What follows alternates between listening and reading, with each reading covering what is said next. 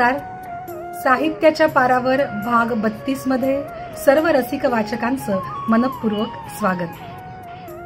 करोनाच्या काळात लॉकडाऊनमुळे प्रत्यक्ष भेट शक्य नसल्यामुळे या डिजिटल उपक्रमाचं बीज आम्ही रोवलं आणि बघता बघता आता त्याचं वटवृक्षात रूपांतर होतंय. रसिक वाचकांचा भरभरून प्रतिसाद या उपक्रमाला मिळतोय याचा खरोखर मनापासून आनंद आहे. आज साहित्याच्या पारावर आलेली 2 पुस्तकं आहेत. त्याच्यापैकी पहिलं पुस्तक आहे लालबाग हा भाग आपल्यासमोर प्रत्यक्ष जिवंत करणारं पुस्तक. नाव आहे लालबाग. लेखक आहेत आदिनाथ हरवंदे. वाचक प्रतिसाद नोंदवलेला आहे सुप्रसिद्ध नाटककार, गायक, दिग्दर्शक, मराठी बाणा फेम अशोक हांडे.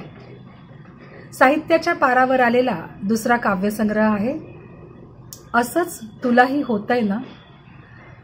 कवी आहेत गीतकार, गायक, संगीतकार कवी मिलिंद जोशी. वाचक प्रतिक्रिया नोंदवलेली आहे प्राध्यापिका स्मिता परांजपे यांनी. साहित्याच्या पारावर या चौघांचंही मनापासून स्वागत. लालबाग या कादंबरीच्या निमित्तानं आपलं मनोगत व्यक्त करत आहेत लेखक आदिनाथ हरवंदे. लालबाग ही केवळ एक कादंबरी नाहीये, तर या कादंबरीतील पात्रांच्या माध्यमातून एकूणच लालबागचा परिसर, तिथल्या गल्ल्या, तिथली बोळं, चाळी, रूढी आणि परंपरा यांचा जिवंत लेखाजोखा आपल्यासमोर साकारला जातो. महाराष्ट्र राज्य आणि गुंतवणूक महामंडळ येथे गेली 31 ते 32 वर्ष विभाग प्रमुख आणि वरिष्ठ व्यवस्थापक या पदावर आदिनाथ हरवंदे हे सेवारत होते. आतापर्यंत जवळजवळ त्यांची 9 पुस्तकं प्रकाशित झालेली आहेत. लोकप्रभा, सामना, लोकसत्ता, लोकमत यांसारख्या अनेक वृत्तपत्रांमध्ये, मासिकांमध्ये ते सातत्यानं लेखन करत असतात. साहित्याच्या प्रांगणात त्यांचं जे कार्यकर्तृत्व त्यांनी सिद्ध केलेलं आहे त्यासाठी अनेक पुरस्कारांनी त्यांना गौरवान्वित केलेलं आहे. कोकण मराठी साहित्य परिषदेचा पुरस्कार, राजश्री शाहू महाराज महाराष्ट्र राज्य पुरस्कार आदी पुरस्कारांनी त्यांना सन्मानित केलंय. त्याचबरोबर ज्येष्ठ क्रीडा पत्रकार हा पुरस्कार त्यांना क्रिकेटपटू सचिन तेंडुलकर यांच्या हस्ते प्रदान करण्यात आलेला आहे. या कादंबरीसाठी वाचक प्रतिक्रिया नोंदवलेली आहे सुप्रसिद्ध दिग्दर्शक, गायक, संगीतकार अशोक हांडे यांनी.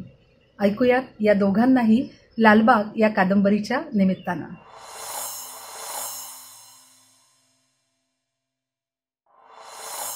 लालबागमध्ये माझं वास्तव्य 31 वर्ष होतं.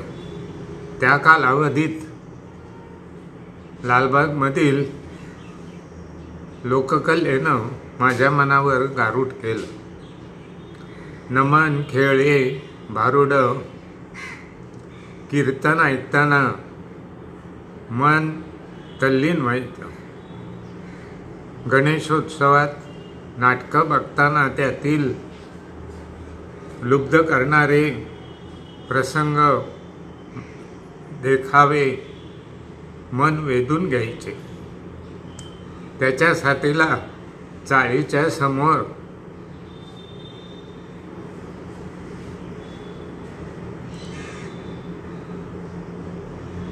जनता सेवा मंडळाचं वाचनालय आणि ग्रंथालय होतं. तिथले ग्रंथपाल मुलांना यथोचित मार्गदर्शन करायचे.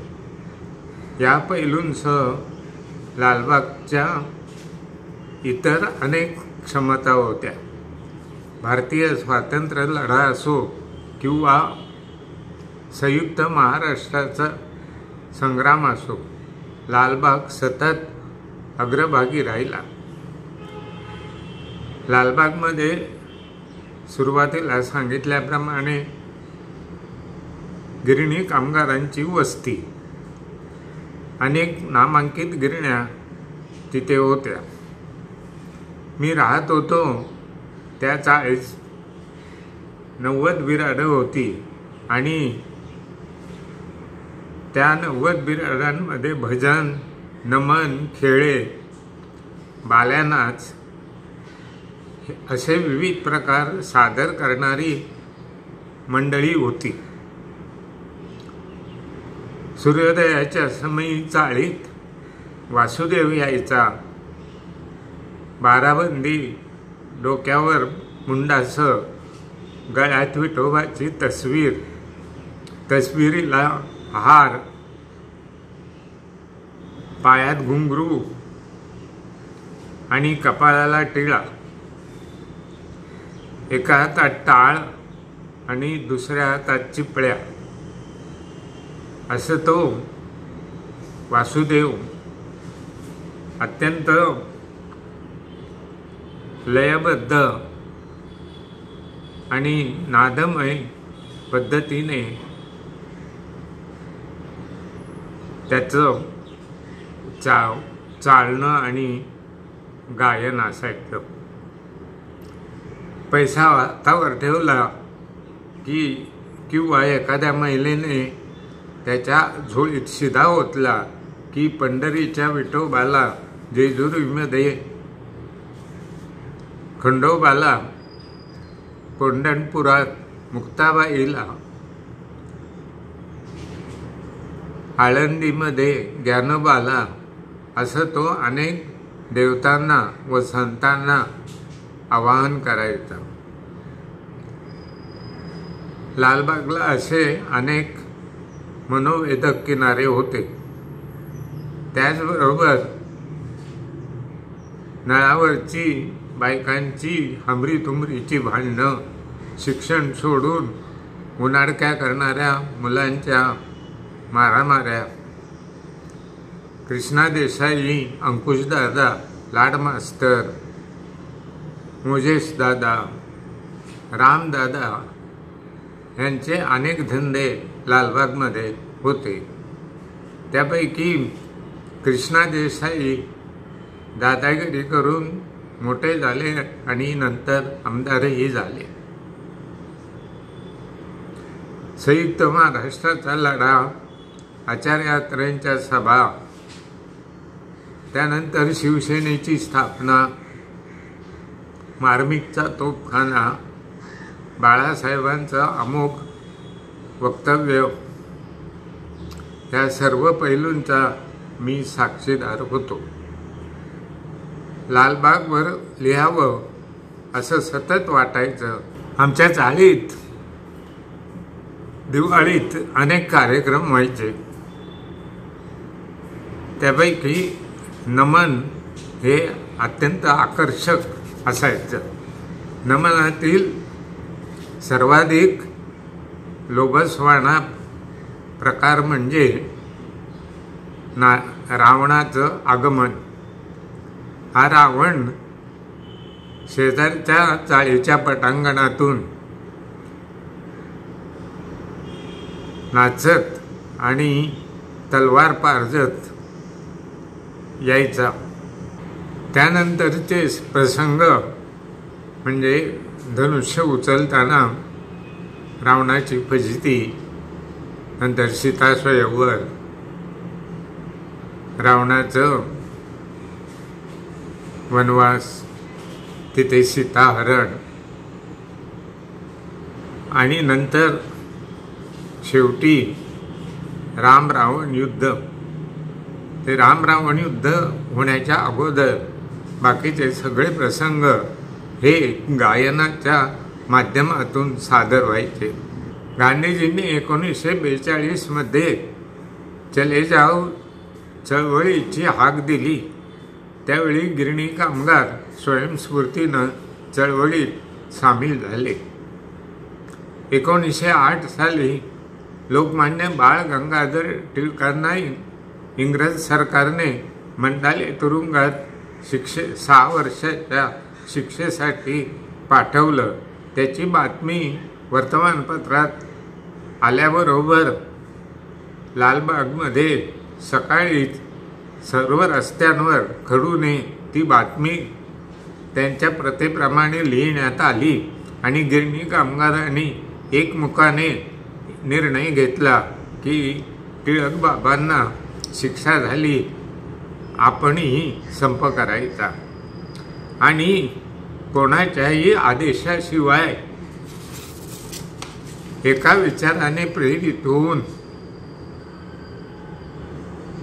काम बंद करणं हा चमत्कारच होता. असे अनेक रोमहर्षक प्रसंग तुम्हाला या पुस्तकात वाचायला मिळतील. नमस्कार मंडळी, मी अशोक हांडे, मराठी बाणा. खरं म्हणजे मराठी बाणा हा कार्यक्रम माझ्या लालबागच्या वास्तव्यातून तयार झालेला आहे. तिथल्या अनुभवाची शिदोरी त्या सगळ्या कार्यक्रमासाठी आहे. आणि ज्यावेळेला मी पहिल्यांदा आदिनाथ हरवंदे यांची लालबाग कादंबरी वाचली त्यावेळी मी पदोपदी ती कादंबरी गल्लीबोळातून जगत होतो. कारण त्यांनी या कादंबरीमध्ये लालबागचा खरा इतिहास, पात्र जरी काल्पनिक असली तरी खरा भूगोल, खरा इतिहास, त्या काळची सामाजिक परिस्थिती, त्या काळची आर्थिक परिस्थिती, त्या काळची राजकीय परिस्थिती, या सगळ्यांचा इतकं सुंदर मिलाफ केला आहे. आणि लालबाग हे स्वतःचं कॅरेक्टर निर्माण केलं आहे. मला आश्चर्य वाटतं की गल्लीबोळातले बारीक सारीक तपशील त्यांनी इतक्या सुंदरपणे मांडले आहेत. कारण त्या सगळ्या गल्लीबोळातून मी फिरलेलो आहे. त्याचप्रमाणे त्या काळात असलेली कम्युनिस्टांची राजवट, त्याच्यानंतर आलेली शिवसेना, त्याच्यानंतर तिथले काँग्रेसचं राज्य कसं झालं, ह्या सगळ्या स्थित्यंतरामध्ये लालबागच्या तरुण पिढीचा वापर कोणी कसा केला, आणि ह्या सगळ्या गोष्टी इतक्या त्यांनी मर्मभेदकपणे सांगितलेल्या आहेत की हृदयाला भिडतात. आणि त्याच्यातलं एक एक पात्र जिवंत होतं आणि ते आपल्याशी बोलू लागतं. आणि त्या सगळ्या पात्रांचा मिळून एक लालबाग तयार होतो, जो लालबाग तुमच्याशी बोलू लागतो, जो लालबाग तुम्हाला प्रेरणा देतो. ज्या लालबागकडे आम्ही लहान असताना इतर भागातले लोक हीन दर्जाचा म्हणून समजत होते, त्याच लालबागमध्ये सांस्कृतिक, क्रीडा याचे कितीतरी जबरदस्त असे आविष्कार तयार होत होते. आणि आदिनाथ हरवंदेंचं मी त्यासाठी अभिनंदन करील की हे सगळ्या गोष्टी तुम्ही मांडल्यात, त्यामुळे त्या जगापुढे आल्यात. नाहीतर लाड मास्तरांची व्यायामशाळा असो, किंवा जल्लाद नावाचं नवहिंद बालमित्र मंडळाचं नाटक असो, किंवा कृष्णा देसाई असो, किंवा बंडू शिंगरे असो, ह्या सगळ्या गोष्टी ज्या वेळेला तिथे येतात त्यावेळेला त्या सत्य बनून येतात. त्या नुसत्या येत नाहीत, त्या कादंबरीच्या ओघामध्ये जरी आल्या तरी तो काळ दाखवतात. आणि त्या लालबागचे ऋण आदिनाथजी तुम्ही फेडले आहेत आमच्या सगळ्यांच्या वतीने. मला आनंद आहे लालबाग कादंबरी वाचून तुम्हाला खऱ्या लालबागची ओळख होईल याची मला खात्री वाटते. धन्यवाद.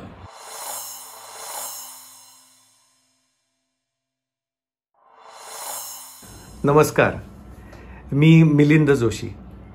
तुम्ही मला संगीतकार म्हणून कदाचित ओळखत असाल. तुम्ही वेगवेगळ्या रियालिटी शोजमध्ये मला पाहिलेलं असेल कदाचित, झी मराठीवर, सूर नवा ध्यास नावामध्ये, कलर्सवरती. आणि मी चित्रकार सुद्धा आहे. माझी अनेक प्रदर्शनं पण चित्रकलेची झालेली आहेत. ते सुद्धा कदाचित तुमच्यापैकी अनेक लोकांनी माझ्यावर फेसबुक आणि इंस्टाग्रामवर जर फॉलो करत असाल तर पाहिलेलं असेल. असंच होतं ना तुलाही या माझ्या काव्यसंग्रहाबद्दलची पार्श्वभूमी म्हणून हे सांगणं मला आवश्यक वाटतं. आणि ते अशासाठी की मला नेहमी असं वाटतं की कलाकार त्याची कलाकृती जेव्हा एखादी सादर करतो तेव्हा तो कुठून आला आहे आणि तो कशावरती वाढलेला आहे आणि त्याची विचारसरणी काय आहे, त्याची मांडण्याची पद्धत काय आहे, या सगळ्यांनी त्या कलाकृतीमध्ये खूप फरक पडतो आणि त्यांनी ती कलाकृती बनत असते. माझी लिखाणाची सुरुवात मुळात जाहिरात क्षेत्रातून झाली. मी शिक्षण म्हणून कमर्शियल आर्ट्सचं शिक्षण घेतलेलं आहे आणि मी 1989 साली मुंबईत आलो आणि तेव्हापासून जाहिरात संस्थांमध्ये व्हिज्युअलायझर, आर्ट डिरेक्टर म्हणून काही वर्ष काम केलं. आणि त्या काळामध्ये जाहिरातीच्या जिंगल्स करायची संधी मिळाली आणि त्या लिहायची पण संधी मिळाली, किंवा जाहिरातीसाठी काही कॉपीरायटिंग करायची संधी मिळाली. त्यातनं माझं लिखाण हळूहळू सुरू झालं. आणि त्याही बरेच आधी, म्हणजे मी कॉलेजमध्ये असताना अनेक कवींच्या कविता वाचल्या. सुप्रसिद्ध लेखक माझे जिजाजी आहेत श्री चंद्रकांत भोंजाळ, त्यांनी मला खरं कवितेबद्दलचं जास्त प्रगल्भ ज्ञान मिळवायला मदत केली, कारण की ते मला पत्रातून अनेक कवींच्या कविता आणि कवींबद्दलची माहिती लिहून पाठवायचे आणि त्या कविता वाचत वाचत हळूहळू मी त्या कंपोज करू लागलो आणि कवितांच्या गाण्याचे कार्यक्रम करायला लागलो. आणि मला कळलं की म्हणजे मी अनेक म्हणजे नावच घ्यायची झाली तर कुसुमाग्रज, आरती प्रभू, ग्रेस, इंदिरा संत, नादो महानोर, सुरेश भट अशा अनेक कवींच्या विविध पद्धतीच्या कविता, विंदा करंदीकर, मंगेश पाडगावकर, किती नावं घेता येतील, गायल्या आणि त्या गाण्याच्या कारणाने शब्दांच्या आणि अर्थाच्या खोलात मला जाता आलं. तर हा सगळा अनुभव पाठीशी असताना आणि जाहिरात क्षेत्रासाठी मुद्दाम जे लिहावं लागतं की जे अतिशय स्वाभाविक वाटावं लागतं आणि लोकांना पटकन समजेल अशा क्वालिटीचं ते असावं लागतं आणि योग्य तो मुद्दा त्यातनं नक्की कन्वे होतोय का नाही याची खूप काळजी घ्यावी लागते. तर जाहिरात क्षेत्रातलं हे मुद्दाम कलाकृती निर्माण करण्याचं काम, तो अनुभव आणि ज्या उत्तमोत्तम कवींच्या कविता वाचत मी मोठा झालो, त्यांच्याकडनं मिळालेली भाषेचा अनुभव, त्यांच्या कवितांमधनं असलेली नादमयता, त्यांच्या कवितांमधनं असलेली प्रतिमाशैली, त्यांच्या कवितांमधला असलेला ओघवतेपणा, ह्या सगळ्याचा अनुभव कुठेतरी काम करत होता आतमध्ये असं मला जाणवतं. आणि मग नंतर मी गाणी लिहिता लिहिता म्हणजे जाहिरातीची गाणी लिहिता लिहिता गीतलेखन आपोआप हळूहळू सुरू झालं. पण खरोखर ते गीतलेखनाच्याच पातळीवरचं होतं, म्हणजे त्या कविता होत्या असं मला फारसं आज म्हणता येणार नाही, कारण की आणि हा एक फार आणखीन महत्त्वाचा मुद्दा आहे, मला नेहमी जाणवतं की गाणं आणि कविता या गोष्टींना फार वेगवेगळं मानलं जातं, पण त्या गोष्टी एक छान एकत्र आणल्या जाऊ शकतात याचा अनुभव मी स्वतःच्या कामातनं घेण्याचा प्रयत्न केला, एवढंच मी त्याबद्दल सांगू शकतो. तर ह्या सगळ्या गोष्टींचा अनुभव असल्यामुळे म्हणजे चित्रकलेचा अनुभव तोही जाहिरात क्षेत्रामुळे जास्त वाढला, पण मला पेंटिंग्स करायला अतिशय आवडतं आणि मी मोठे मोठे कॅनव्हासेस सुद्धा पेंट करतो. मी जलरंगात सुद्धा काम केलेलं आहे. मला कॅलिग्राफीची पण सुद्धा खूप आवड एक निर्माण झाली त्या काळामध्ये, जाहिरात क्षेत्राच्या काळात. त्याच काळात मला अच्युत पालव यांच्यासारखा अतिशय जवळचा मनस्वी आणि स्पॉन्टेनियस आर्टिस्ट असलेला मित्र मिळाला. त्यामुळे या सगळ्या क्वालिटीज कुठेतरी आपल्या कलाकृतीत यायला हव्या, म्हणजे कोणत्याही कलाकृतीत. मी तर स्वतःला खूप नशीबवान समजतो, कारण की मी लिहिणं, चित्र काढणं, गाणं, स्वररचना करणं, नेपथ्य रचना सुद्धा मी अनेक नाटकांच्या केलेल्या आहेत. त्यामुळे ते एक डायमेन्शनल थॉट जो असतो, 3 डायमेन्शनल, त्याचा पण अनुभव आहे. तर एवढं सगळं मला जर अवगत असेल आणि ते प्रोफेशनल लेवलपर्यंत काम करण्याच्या पातळीपर्यंत जर मला अभ्यास करणं शक्य झालेलं आहे, त्यामुळे मी स्वतःला खूप नशीबवान समजतो. तर आता पुन्हा एकदा काव्यसंग्रह या मुद्द्याकडे येतो. ही पार्श्वभूमी मी तुम्हाला एवढ्यासाठी सांगितली, कारण की मी जेव्हा एक 5-6 वर्षांपूर्वी सोशल मीडियावरती माझ्या काही छोट्या छोट्या कविता पोस्ट करायला लागलो, तेव्हा मी त्या सहज काही सुचलेलं थोडंसं पोस्ट करायचो आणि त्याच्यावर खूप सुंदर प्रतिक्रिया येऊ लागल्या. आणि मला हाताने लिहायची पण खूप आवड आहे, म्हणजे हस्ताक्षर ही गोष्ट मला खूप आवडते. म्हणजे जसं आपण मगाशी म्हणलो की कविता आणि गाणं याच्यातला फरक असतो, तसंच कॅलिग्राफी आणि हस्ताक्षर याच्यातही खूप मोठा फरक आहे. हस्ताक्षर ही खूप स्वाभाविक गोष्ट आहे, कॅलिग्राफी ही स्पॉन्टेनियस गोष्ट आहे, पण तरीही ती हस्ताक्षरापेक्षा थोडीशी डिझाईन्ड आहे असं मला वाटतं. तर जेव्हा त्या कवितांना खूप सुंदर रिस्पॉन्स यायला लागला, आणि मी हे केवळ लाईक्सच्या भाषेतलं म्हणत नाही हां, म्हणजे तो किती व्हर्च्युअल रिस्पॉन्स असतो याची मला संपूर्ण कल्पना आहे, पण अनेक लोकांनी शब्दात लिहून अतिशय सुंदर प्रतिक्रिया मला त्या काळात कळवल्या आणि अजूनही कळवत असतात. आणि त्यांच्या म्हणण्यातनं अनेकदा असं मला सुचवण्यात आलं की आता तुमचा संग्रह आला तर आम्हाला या सगळ्या कविता एकत्र वाचायला मिळतील आणि खूप छान होईल. तर या सगळ्याचा विचार करून मी पण म्हटलं की करूया. आणि बुकगंगा प्रकाशनचे मंदार जोगळेकर यांच्याशी माझी भेट झाली त्या काळामध्ये. तर मंदार जोगळेकरांना मी ही कल्पना सांगितली की असं असं आहे, तर ते ताबडतोब म्हणले की आपण करूया, तू एकत्र कर कविता, मग आपण बघूया. तर त्याप्रमाणे मी संकलित केल्या कविता, आणि कविता संकलित केल्यानंतर माझ्या असं लक्षात आलं की माझ्या कविता खूप विविध प्रकारच्या आहेत फॉर्मॅट म्हणून. म्हणजे त्या अतिशय छोट्या छोट्या 4 ओळींच्या सुद्धा आहेत, त्या पूर्ण पानभर चालणाऱ्या पण आहेत, त्या मुक्तछंद पण आहेत, त्या मुक्तछंदांमध्ये यमकं असलेल्या सुद्धा आहेत, त्या छंदबद्ध सुद्धा आहेत, त्या गीतमय सुद्धा आहेत, त्या थोड्याशा अनवट सुद्धा आहेत कल्पनेच्या पातळीवर बऱ्याचदा, आणि गझलसुद्धा मी काही वर्षांपूर्वी लिहायचा अभ्यास सुरू केला आणि गझलसुद्धा मी अनेक लिहिलेल्या होत्या. तर त्या कविता एकत्र केल्यानंतर माझ्या असं लक्षात आलं की या तर खूपच विविध पद्धतीच्या कविता आहेत. म्हणजे एखाद्या संग्रहाची ओळख म्हणून जे आपण म्हणतो की हा गझलचा संग्रह आहे, किंवा हा छंदबद्ध काव्याचा संग्रह आहे, किंवा हा सामाजिक पद्धतीच्या आशयाचा मुक्त छंद असलेला कविता संग्रह आहे, या कवीचं असं असं म्हणणं आहे, या कवितेचा रंग साधारण असा आहे, असं कुठलंच काहीच माझं या संकलनाला म्हणता येणं मला शक्य नव्हतं. कारण की एवढं वैविध्य कंटेंट वाईज सुद्धा होतं आणि फॉर्मॅट म्हणून सुद्धा होतं. मी मगाशी म्हटलं त्या पद्धतीने.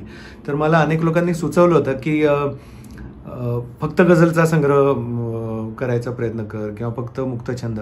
तर तेव्हा मला असं वाटलं, प्रकर्षाने असं वाटलं की असं वेगवेगळं करायची गरज नाही. कारण की माझी ओळख जर कवितेची असेल की त्या विविध असतील तर त्या एका संग्रहात आल्या पाहिजेत. आणि म्हणून मी या असंच होतं ना तुलाही या संग्रहामध्ये गझल पण आहेत, छंदबद्ध कविता आहेत, मुक्तछंद आहेत, छोट्या कविता आहेत, मोठ्या कविता आहेत, काही अनवट प्रतिमा शैली असलेल्या कविता आहेत, काही अतिशय सोप्या सहज भाषेतल्या कविता आहेत. तर असंच होतं ना तुलाही हे साधं सोपं नावसुद्धा त्या सोपेपणाच्या विचारातूनच आलेलं आहे. आणि हा संग्रह प्रकाशित करताना मग मला पुन्हा एकदा माझ्यातला चित्रकार, माझ्यातला हस्ताक्षर लिहिणारा कलाकार जागा झाला आणि माझ्या मनात विचार आला की हे काहीतरी अतिशय वेगळ्या पद्धतीने पुस्तक करूया. आणि केवळ वेगळं म्हणून नाही, पण माझा असा अनुभव आहे की हस्ताक्षर हे आपल्या मनाचं प्रतिबिंब असतं. त्यामुळे मी प्रत्येक कविता माझ्या हस्ताक्षरात लिहून काढली आणि हा संग्रह संपूर्णपणे हस्ताक्षरात प्रकाशित केलेला आहे. आणि त्याच्याबद्दल असं बोललं जातं आहे की हा कदाचित आधुनिक काळातला पहिलाच कवीच्या हस्ताक्षरात प्रकाशित झालेला संग्रह असेल. हा साहित्याचा पार माझ्यासाठी नवीन नाही, खूप सुंदर उपक्रम आहे ग्रंथाली प्रकाशनाचा. मी अनेक एपिसोड्स याचे पाहिले आहेत. आणि पण आज माझ्या असंच होतं ना तुला ही काव्यसंग्रहाबद्दल मला स्वतःचे विचार मांडण्यासाठी इथे आमंत्रित करण्यात आलं, याच्याबद्दल मी ग्रंथाली प्रकाशनाचा खूप आभारी आहे. त्यामुळे तुमच्याशी संवाद साधता आला. तुम्हाला हा संग्रह जर तुम्ही वाचला असेल तर कसा वाटला हे मला जाणून घ्यायची खूप इच्छा आहे. जरूर कळवा. पुन्हा एकदा सर्वांचे मनपूर्वक आभार, शुभेच्छा, धन्यवाद. असंच होतं ना तुलाही हे नावच मुळात संवाद साधू पाहणार, त्यामुळेच हा संपूर्ण कविता संग्रह खूप बोलका झालाय. मिलिंद जोशी यांच्या या पहिल्याच काव्यसंग्रहाचं वैशिष्ट्य म्हणजे तो स्वहस्ताक्षरात प्रसिद्ध केला गेलाय. प्रत्येक कवितेचा आशय आणि लय जशी बदलते तसं हे हस्ताक्षरही आपली लय बदलतं. आपल्या मनात असलेलं पण शब्दात मांडता न येणारं असं काहीतरी आपल्याला या कवितेत सापडतं आणि कदाचित म्हणूनच संपूर्ण वाचून झाल्याशिवाय हे पुस्तक बाजूला ठेवू शकत नाही आपण. हा कविता संग्रह मी माझ्या काही विद्यार्थ्यांना भेट दिला आणि मग त्याचं सामूहिक वाचन देखील केलं. एकाच कवितेतून प्रत्येकाला वेगळा अर्थ सापडत होता. एकीकडे तरुणाई तर दुसरीकडे 80 वर्षांचे माझे बाबा. ते मला म्हणाले, अगं ताई काय सुंदर बोलक्या आहेत कविता. म्हणजे 20-22 वर्षाच्या मुलांना जे वाटतं तेच जर 80 वर्षाच्या गृहस्थाला वाटणार असेल तर कवितेत किती सामर्थ्य आहे बघा. त्यांच्या निनावी या कवितेतील प्रत्यक्षात कधीच न लिहिलेली अनेक निनावी पत्र माझ्या मनात पडून आहेत. या ओळी असू देत किंवा तो या कवितेतला हा संवाद बघा. तो म्हणाला, सावल्या म्हणजे उन्हाला पडलेल्या घड्या असतात. तिनं विचारलं, आणि ऊन म्हणजे? तो म्हणाला, ऊन म्हणजे सावल्यांची विस्कटलेली घडी. काय सुंदर कल्पना आहे ना. या कविता संग्रहातली सगळ्यात आवडलेली माझी कविता म्हणजे गुरुवंदना. इतके प्रगल्भ विचार आहेत. ज्याला लघुत्वाची जाण त्याला गुरुत्वाचे स्थान. काय सुंदर विचार आहेत ना मिलिंदजी. नानाविध आशयांच्या अनेक कवितांचे कविता संग्रह प्रसिद्ध व्हावेत हीच तुम्हाला शुभेच्छा. साहित्याच्या पाराच्या निमित्तानं लालबागच्या परिसरामध्ये रसिक वाचकांनो तुम्ही मुक्तपणे संचार केलात. इतकंच नव्हे तर काव्यानंदामध्ये डुंबण्याचा आनंदही प्राप्त केलात. आज या निमित्तानं पारावर आलेले आदिनाथ हरवंदे आणि कवी मिलिंद जोशी, त्याचबरोबर मराठी बाणाकार अशोक खांडे आणि प्राध्यापिका स्मिता परांजपे या चौघांचेही मी मनापासून आभार मानते. वैभव महाराष्ट्राचे हे आमचे YouTube चॅनल, याच्यावर साहित्याच्या पारावरचे सगळे उपक्रम आपण पाहू शकता. ग्रंथाली वॉच हे आमचं FB चॅनल, यावरही साहित्याच्या पारावरचे सगळे कार्यक्रम तुम्ही पाहू शकता. पुढच्या शुक्रवारी पुन्हा असेच भेटूया. तत्पूर्वी आपली रजा घेते. नमस्कार, धन्यवाद.